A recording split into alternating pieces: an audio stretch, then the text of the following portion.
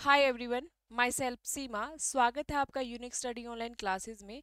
और जैसा कि हम प्रैक्टिस सीरीज कर रहे हैं और जिसमें हम क्वेश्चन डिस्कस कर रहे हैं, आप इन क्वेश्चनों को बहुत लाइटली मत लेना। हर क्वेश्चन इंपॉर्टेंट है और हर क्वेश्चन में से 3 से 4 क्वेश्चंस मैं आपके रेडी करा रही हूँ। तो इसलिए आप इनको ध्यान से पढ़ना। जितनी भी सीरीज है सबको 2-3 बार देखना। आपको ये लगे कि हमें ये मतलब टफ लग रहा है या थोड़ा मुश्किल लग रहा है, तो आप अपने टॉपिक को एक बार दोबारा से पढ़ो, उसके बाद क्वेश्चन आंसर लगाओ, तब आपको ईजी लगेगा। सीधे क्वेश्चन आंसर लगाने से भी हमें थोड़ी ये लगता है कि भाई हाँ, ये तो पढ़ा ही नहीं है, ये तो थोड़ा मुश्किल लग रहा है। तो पहले आप अपने टॉपिक को अच्छे से रिवाइज करो। रिवाइज करते हैं तब क्वेश्चन आंसर हम लगाते हैं, तो बहुत ईजी लगता है हमें। तो हम आज का जो टॉपिक रहेगा वो अवध से रिलेटेड रहेगा, पंजाब से रिलेटेड रहेगा। पंजाब में हम रणजीत सिंह को पढ़ेंगे। रणजीत सिंह में जो है हम आंगल सिख युद्ध पढ़ेंगे। 2 सिख युद्ध होते हैं, उन दोनों को डिस्कस करेंगे। अंत में जो है पंजाब का विलय हो जाता है, अब अवध को विलय कर लिया जाता है कुप्रशासन का आरोप लगा के। और ये सारी चीजें आज हम डिस्कस करने वाले हैं। तो निम्नलिखित में से कौन सा भारतीय राज्य अंग्रेजों के लिए दुधारू हो गया था? दुधारू किसके लिए वर्ड यूज किया गया? जब भी हम पढ़ते हैं आपको पता है, दुधारू वर्ड अगर आता है, बफर स्टेट आता है, कामधेनु गाय आता है, ध्याय राज्य आता है, ये सब अवध के लिए यूज होते हैं। ठीक है, तो अवध को हमेशा अंग्रेजों के लिए, अवध जो है वो क्या था?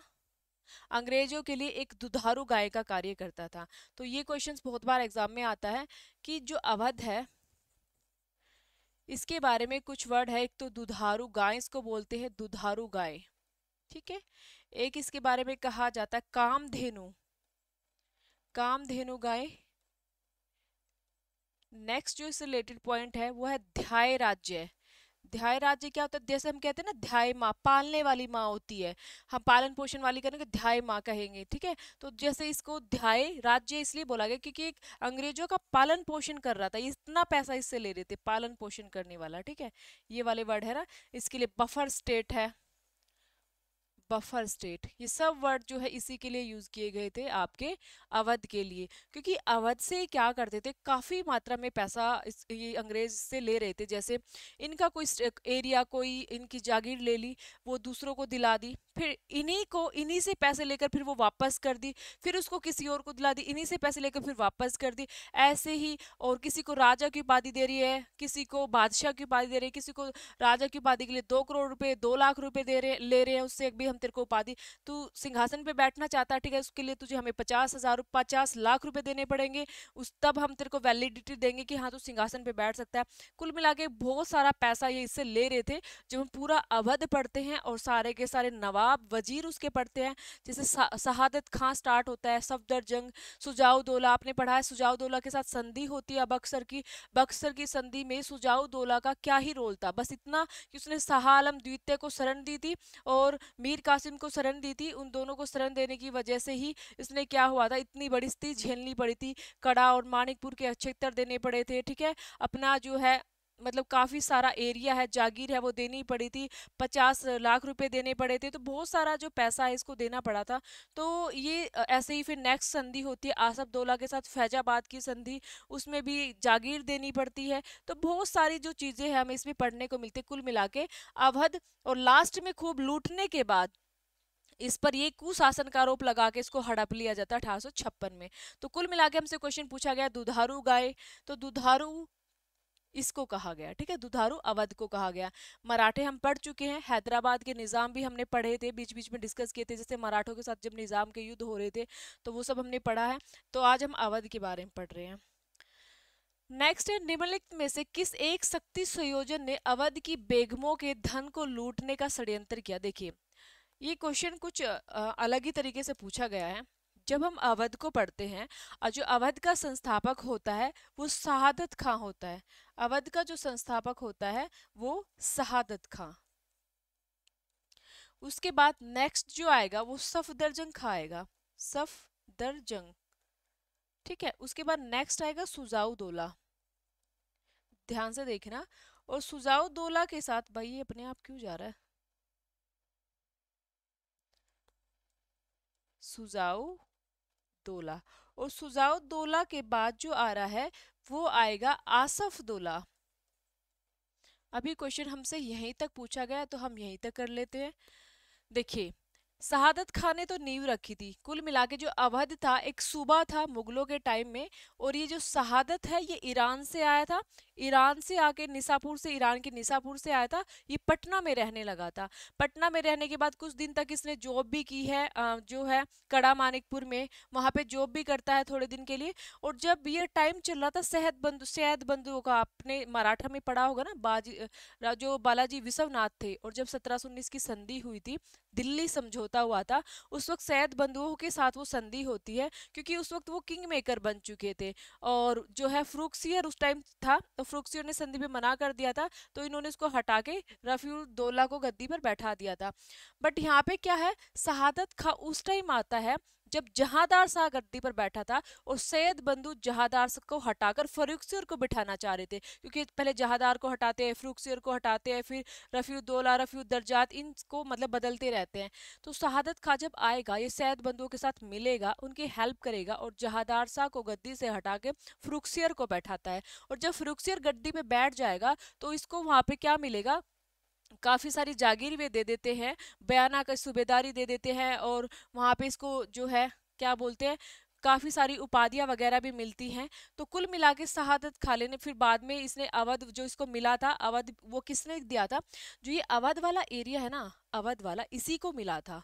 और वो किसने दिया था, पहले तो इस सैयद बंधुओं के साथ मिला हुआ था, ध्यान से सुनना, पहले तो इस सैयद बंधुओं के साथ मिला हुआ था।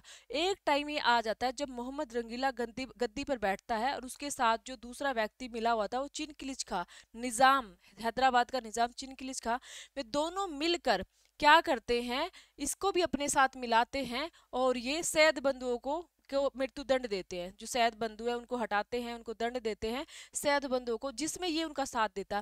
पहले तो सैयद बंधुओं का साथ दे रहा था, बाद में रंगीला का साथ देता है, और जब उसके बाद ये रंगीला का साथ देगा तो इसको अवध क्षेत्र मिल जाता है। ठीक है, अवध वाला एरिया इसको मिलेगा। और अवध वाला एरिया मिलने के बाद इसको वहां पे नवाब की जो उपाधि वगैरह मिलती है, बुरहान मुल्क की उपाधि मिलती है, तो इसको पूरा नाम था शहादत बुरहान मुल्क। मैं थोड़ा सा आपको आइडिया दे रही हूँ इनका।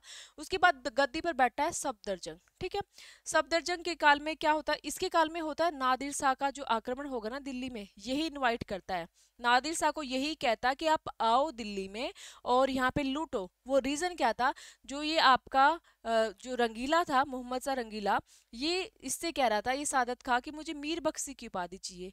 सादत खां ने इससे मीर बख्शी की उपाधि मांगी, पर रंगीला ने मना कर दिया, जिसकी वजह से ये उससे नाराज हो गया, और इसने नादिर शाह को नोटिस भिजवाया कि आप दिल्ली आओ और इसको लूट लो, यहाँ पे बहुत पैसा है। और नादिर शाह जब करनाल की लूट के बाद, करनाल के युद्ध के बाद यहाँ पे आता है, तो वो जब ये लूटता है तो उसको कुछ नहीं मिलता। जितने पैसे इसने बताए थे 20 करोड़ वगैरह, कुछ इसको 2 करोड़ दो भी मुश्किल से मिलते हैं।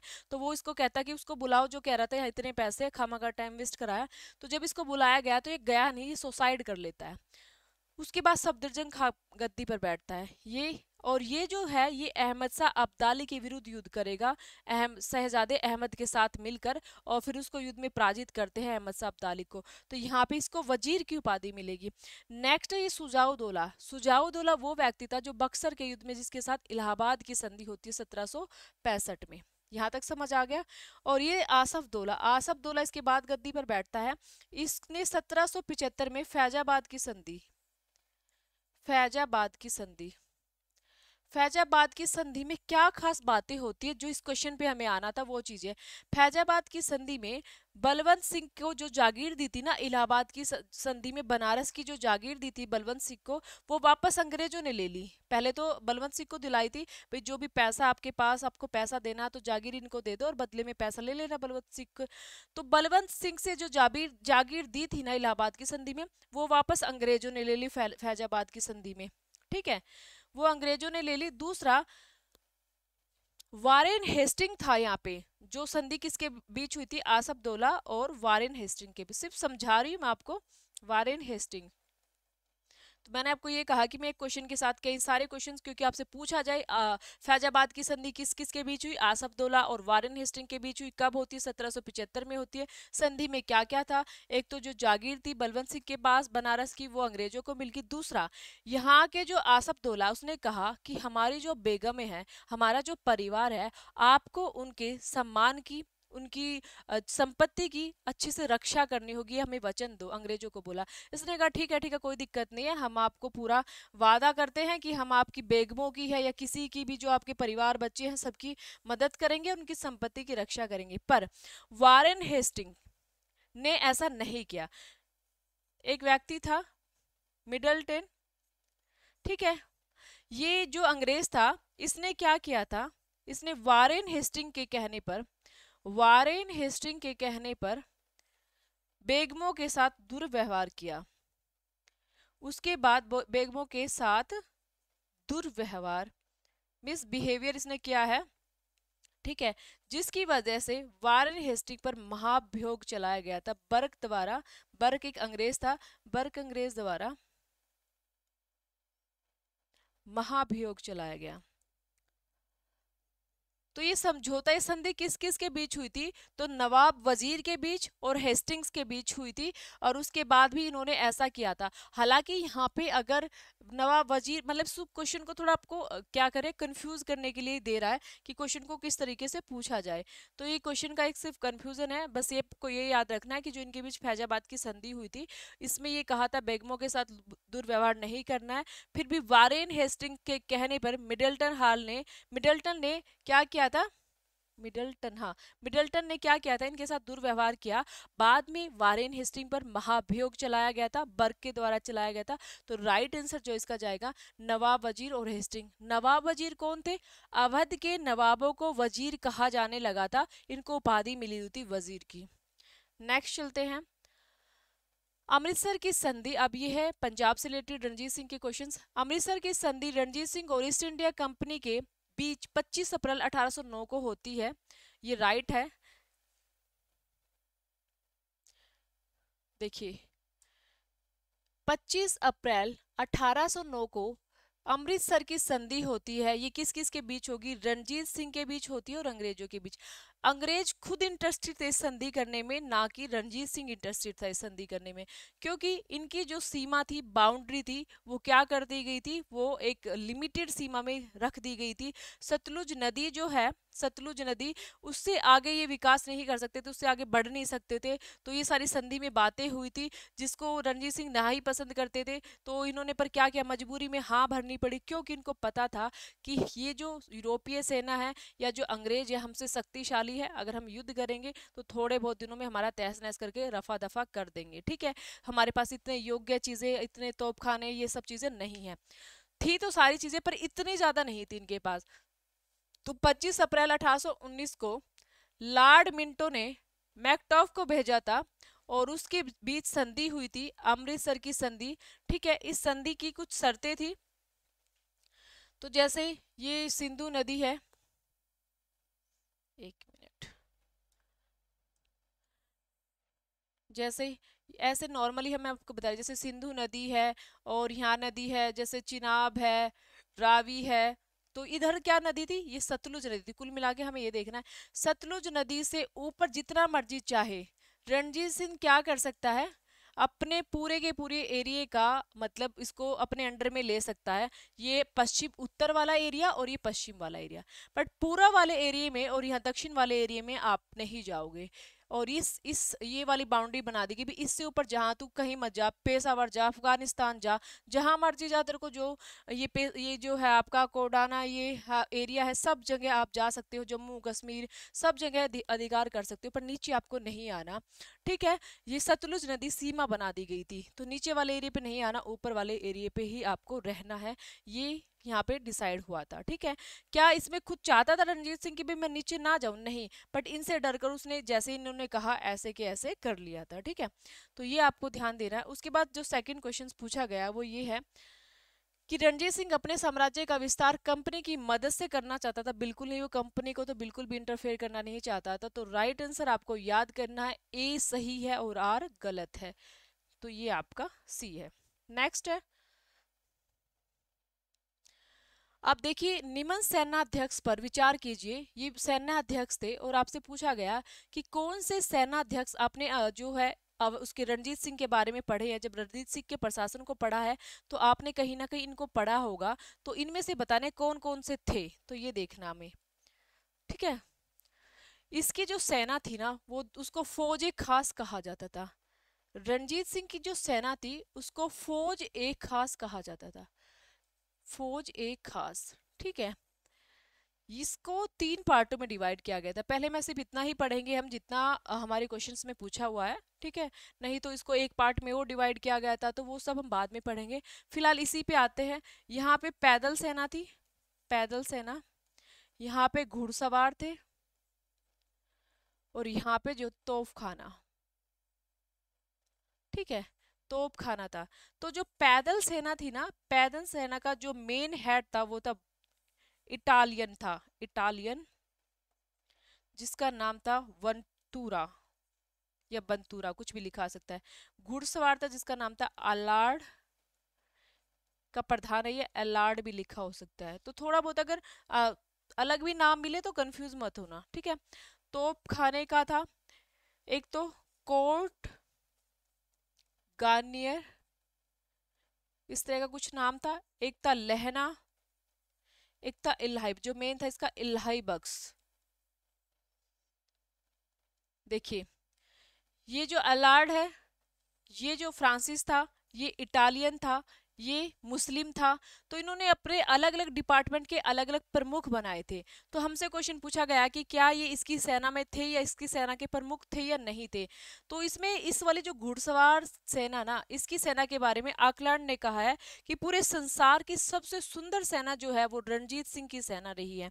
और इसकी जो पैदल सेना है वो भी काफी अच्छी बताई जाती है। तोफ खाने पर भी इसने बहुत सारे मुस्लिम जो है इसके तोफ खाने के हेड रहे हैं। ठीक है। जिसमें लहना है, इलाई बक्स है, ये सारे हैं। तो इसको ध्यान से सुनना। अब आपसे पूछा गया है कि इसके सेनाध्यक्ष में आप विचार करना है, तो हमने 3 पढ़े हैं। ठीक है। और हमें 3 देखने हैं किस में है। अगर फिर उसके बाद अगर चौथा कोई है, तो अगर हमने नहीं पढ़ा है तो उसके बारे में आप सोचना कि भाई ये कहीं ना कहीं इसकी सेना में ही था। तो ध्यान से देना। देखिए ये अभी हमने पढ़ा, पैदल सेना का प्रमुख था, जिसको वंतूरा वेंटूरा कुछ भी ऐसा नाम लिखा जाए, पैदल सेना का प्रमुख। यहां तक हो गया। उसके बाद हमने नेक्स्ट पढ़ा इल्हाई बख्श, ये तोप खाने का, तोप खाने का प्रमुख था। और फिर ये हमने पढ़ा अलार्ड या एलार्ड, जो भी नाम लिखा आ सकता है। ये जो था आपका, ये क्या था, ये घुड़सवार सेना का प्रमुख था।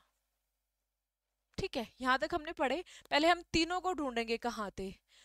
वेंटूरा 1, 5 और 6 किसके अंदर है।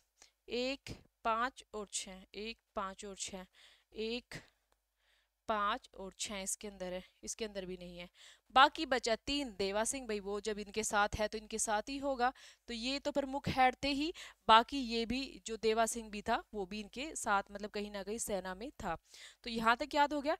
जब आप इसका प्रशासन पढ़ोगे तो इसकी सेना के बारे में, भाई इसकी सेना में कौन कौन से इसके अध्यक्ष थे, कितने पार्टों में इसने अपनी सेना को डिवाइड किया गया है, कौन कौन से भाग थे, वो सारे आपको पढ़ने होते हैं। ठीक है। नेक्स्ट है चिलियाना वाला युद्ध, या चिलिया वाला लिखा हो सकता है। युद्ध में अंग्रेजी सेना का नेतृत्व चार्ल्स नेपियर ने किया था, नहीं, गफ ने किया था। गुजरात के युद्ध में अंग्रेजी सेना का नेतृत्व गफ ने किया था, चार्ल्स नेपियर ने किया था। तो अभी हम यहाँ पढ़ते हैं। 2 युद्ध होते हैं। पहला जो रहेगा प्रथम,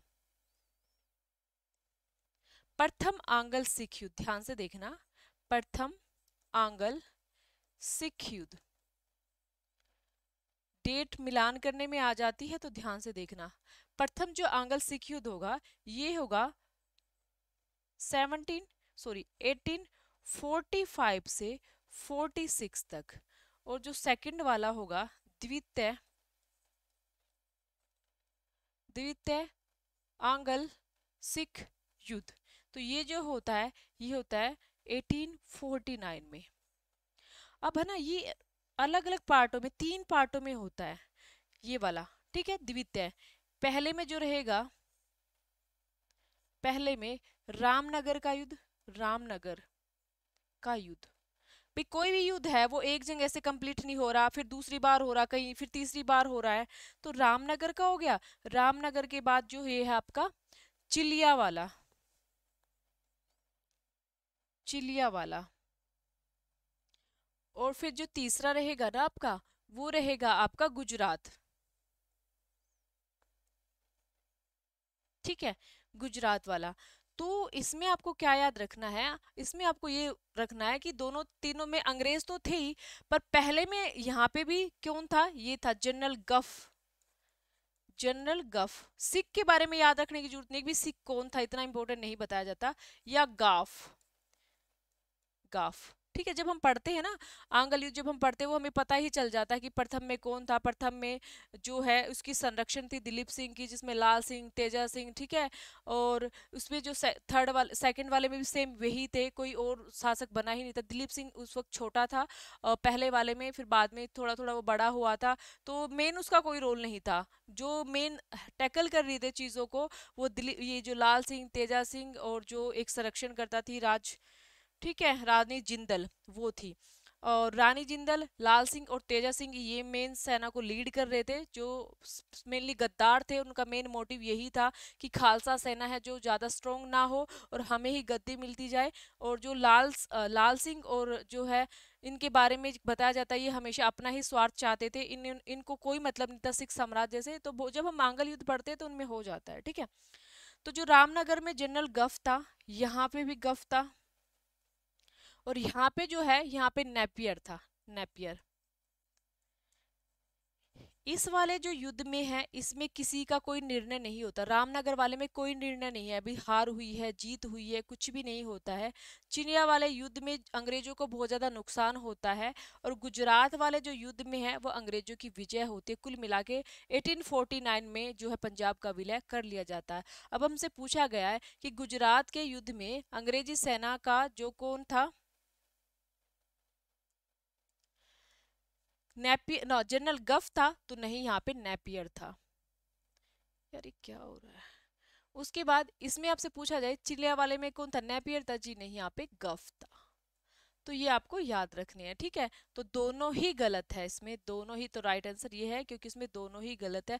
आगे इसके बारे में पढ़ेंगे, यहाँ पे भी युद्ध होते हैं, मुदकी का युद्ध, फिरोज शाह का मित्र, ठीक है, फिरोज शाह का युद्ध, और जो है सराबोला का युद्ध, अरिवाल का युद्ध, ये सब युद्ध होते हैं यहाँ पे। नेक्स्ट चलते हैं। निम्नलिखित कथनों पर विचार कीजिए और बताइए कि क्या ये राइट है कि रॉन्ग है। फकीर अजीजुद्दीन रणजीत सिंह का विदेश मंत्री था, बिल्कुल। फकीर अजीजुद्दीन था जो रणजीत सिंह का विदेश मंत्री था। और दीनानाथ जो रणजीत सिंह का वित्त मंत्री था, बिल्कुल था। तो एक बार इसके बारे में हम थोड़ा सा पढ़ लेते हैं। इनके जो मंत्री थे, इनका एक विदेश मंत्री है, विदेश मंत्री,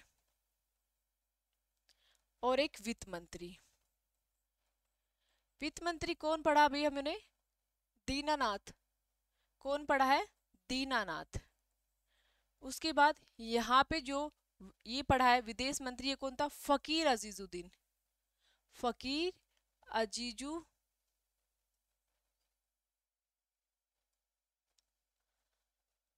ठीक है। उसके बाद विदेश मंत्री में बहुत सारे और लिखे हुए हैं बुक्स में।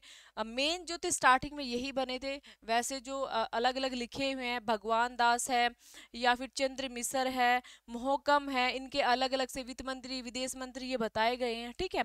बट जो मेन है वो यही है। जैसे सेनापति पूछे जाए,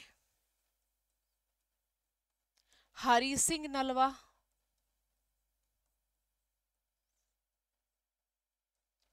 प्रधानमंत्री, ठीक है। ये सारे अलग अलग जो है डिपार्टमेंट थे, अलग अलग डिपार्टमेंट हमसे पूछे जाते हैं। और जो इम्पोर्टेंट चीज है वो हमें क्या याद रखनी है कि इसका जो सैन्य प्रशासन है वो हमारे लिए बहुत ज्यादा इंपॉर्टेंट है, ठीक है। तो हमसे जो क्वेश्चंस पूछा हुआ है वो हमें देखना है कि फकीर अजीजुद्दीन रणजीत सिंह का विदेश मंत्री था, बिल्कुल राइट। दीनानाथ रणजीत सिंह का वित्त मंत्री था, ये बिल्कुल राइट है। तो दोनों ही सही है, ए और बी दोनों ही राइट है। तो आंसर आएगा इसका सी। नेक्स्ट चलते हैं। 1809 में लॉर्ड मिंटो के दूत चार्ल्स मैटकॉफ ने क्या की थी, संधि की थी, बिल्कुल संधि की थी। अभी हमने डिस्कस किया, चार्ल्स मैटकॉफ और रणजीत सिंह के बीच संधि होती है। और चार्ल्स मैटकॉफ किसके द्वारा भेजा गया था, लॉर्ड मिंटो के द्वारा भेजा गया था। तो ये राइट है। रणजीत सिंह ने मुसलमानों को प्रशासन में उच्च पद पर नियुक्त नहीं किया, तो ये गलत है, क्योंकि अभी अभी तो हम पढ़ के आए तोफ खाने का जो मेन हेड था वो कौन था, वो इलाही बख्श था। तो मेन हेड भी जब मेन अध्यक्ष बना रखे हैं तो फिर हम कैसे कह सकते हैं कि इन्होंने बड़े प्रमुख नहीं बनाए हैं मुसलमानों को, बहुत सारे थे। इनकी जो सेना है इसमें उड़िया है, पंजाबी है, बिहारी है, पठान है, मुस्लिम है, सब इसकी जो सेना में थे। तो मुस्लिम भी ऊंचे पदों पर थे, ऐसा हम नहीं कह सकते कि भी ऊंचे पद पर नहीं थे। तो ओनली वन ही राइट है। 1853 में जॉन लॉरेंस को पंजाब का प्रथम कमिश्नर नियुक्त किया गया था। जॉन लॉरेंस के अकुशल प्रशासन के परिणाम स्वरूप पंजाब ने 1857 के विप्लव में सक्रिय भाग लिया था। तो देखिए, जब 1849 की बात आती है तो 1849 में क्या कर देते हैं, 1849 का जो मतलब सीन आएगा वहाँ पे अवध का विलय, सॉरी इसका विलय हो जाता है। जो आपका पंजाब है, पंजाब का विलय हो जाएगा तो 3 सदस्यों की समिति बनाई जाएगी जो एक भू राजस्व व्यवस्था को संभालेगी, एक आपके प्रशासनिक कार्यों को संभालेगी, एक आपके न्याय को जो संभालेगी। तो एक बार मैं आपको बता देती हूँ, ये वाली जो है, भाई गर्मी बहुत ज़्यादा हो रही है, ये वाला जो एरिया है वो देख लीजिए, इसमें ध्यान से पढ़िए कि जब 3 समिति बनाए, सदस्य की समिति बनाई गई है, कब, जब द्वितीय आंगल सिख युद्ध हो जाता है, आंगल को विलय कर दिया जाता है, उसको आपका जो ये क्या बोलते हैं, अरे सिख, ये पंजाब, इसको विलय कर दिया जाता है। विलय करने के बाद क्या होगा कि इसको चलाने के लिए एक समिति बनाई जाएगी जिसमें 3 मेंबर थे, ठीक है, जिसके अंदर 3 मेंबर थे, जिसमें सबसे पहले जो रहेगा वो रहेगा हेनरी लॉरेंस, जॉन लॉरेंस, और उसके बाद नेक्स्ट है जो ग्रीबेन मिंसल मेलनसन, कुछ भी नाम लिखे आता है इनका, ठीक है, या मेलकम, ऐसे करके। तो ये क्या था, जो हेनरी लॉरेंस है ये प्रशासन को संभालने वाला था, ठीक है, प्रशासन को। ये जो है ये भू राजस्व व्यवस्था से रिलेटेड कार्य करेगा, और ये जो है ये राजस्व से रिलेटेड कार्य करेगा। अब इसको जो बाद में 1853 में मेन जो है चीफ कमिश्नर नियुक्त कर दिया गया था, तो ये कौन था, जॉन लॉरेंस, जो भू राजस्व डिपार्टमेंट का बनाया गया था, उसको बाद में चीफ कमिश्नर नियुक्त किया गया था। हालांकि इसका अकुशल प्रशासन का कोई रोल नहीं था कि इसका कोई अकुशल प्रशासन रहा होगा, तो इसमें बिल्कुल कोई जिक्र नहीं आया इस चीज का। तो ये दूसरे वाला जो है रोंग है, पहले वाला राइट है। तो केवल 1 के साथ ही आप जाओगे, ठीक है, केवल 1 के साथ ही आपको जाना है। नेक्स्ट चलते हैं।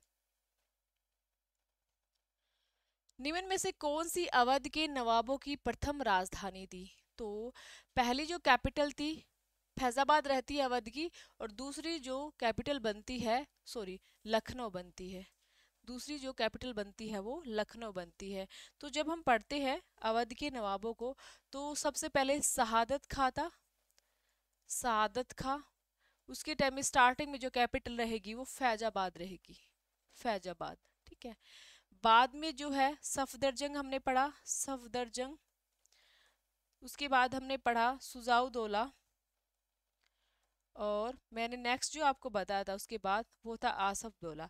आसफ दौला वही जिसके काल में फैजाबाद की संधि होती है। हालांकि इसके काल में संधि जो फैजाबाद की होगी, पर ये कैपिटल जो बनाएगा वो लखनऊ बनाएगा। तो ये किसने बनाई थी, आसफ दौला ने बनाई थी, कौन सी, लखनऊ। और पहली जो राजधानी रही है प्रथम वो रही है फैजाबाद रही है। तो ये आपका इंपॉर्टेंट है, ठीक है। नेक्स्ट और लास्ट क्वेश्चन हमारा रहेगा जिसमें हम पढ़ेंगे अहमद शाह ने 1748 में सफदरजंग को किस पद पर नियुक्त किया था। तो अभी अभी जस्ट मैंने आपको बताया था कि शहादत के बाद सफदरजंग आया था, और सफदरजंग ने क्या किया था, मोहम्मद शाह रंगीला के जो शहजादे थे जिसका नाम था शहजादे अहमद शाह, शहजादे अहमद शाह के साथ मिलकर अहमद शाह अब्दाली के विरुद्ध, अहमद शाह अब्दाली के विरुद्ध युद्ध किया था इसने।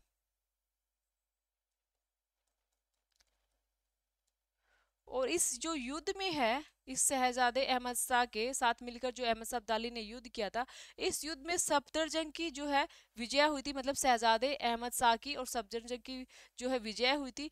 जिस वजह से जब शहजादा अहमद शाह गद्दी पर बैठता है तो वो इसको साम्राज्य के वजीर की उपाधि देता है, साम्राज्य के वजीर की उपाधि देता है। उसके बाद कहते हैं कि सारे अवध के जितने भी नवाब है वो अपने पीछे, नाम के पीछे नवाब वजीर लगाने लगे थे, ठीक है, नवाब वजीर। तो वजीर के नाम से जाते थे अवध के जो है ये नवाब। किसके कहने पर या किसने दी थी इनको उपाधि? तो वो दी थी किसने भाई?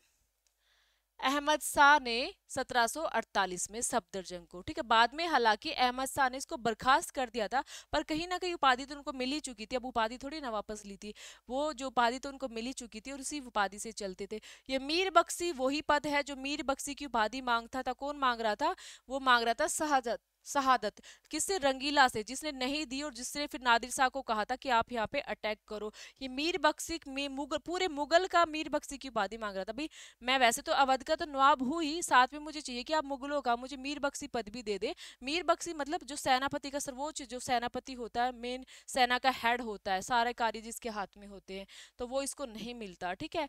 और उसके बाद जो है नेक्स्ट क्वेश्चंस नेक्स्ट क्लास में डिस्कस करेंगे। बस इसको 2 ही क्लास में हम कंप्लीट कर देंगे और आज के लिए इतना ही काफ़ी है। और बाकी आप ध्यान से पढ़ना टॉपिक को। और आज गर्मी थोड़ी ज़्यादा थी इसलिए थोड़ा जल्दी जल्दी में पढ़ाया है, तो आप अपने हिसाब से अच्छे से पढ़ लेना। Okay, bye bye.